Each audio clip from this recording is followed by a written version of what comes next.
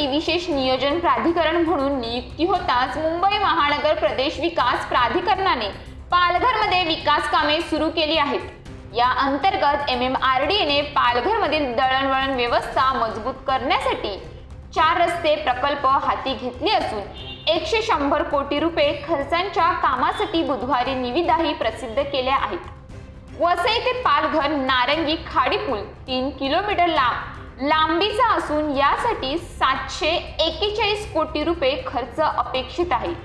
हा प्रकल्प पूर्ण झाल्यास वसई विरारहून पालघरला जाण्यासाठी लागणाऱ्या वेळेत मोठी बचत होणार आहे।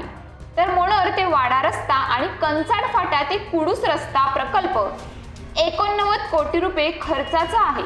पालघर ते विरार वैतरणा नदी पुलासाठी 96 कोटी रुपये खर्च अपेक्षित असून मुरबे ते पालघर खाडी पूल प्रकल्प 181 कोटींचा आहे। या सर्व प्रकल्पांमुळे वसई विरार पालघर मधील प्रवास अतिवेगानं आणि सुकर होणार आहे।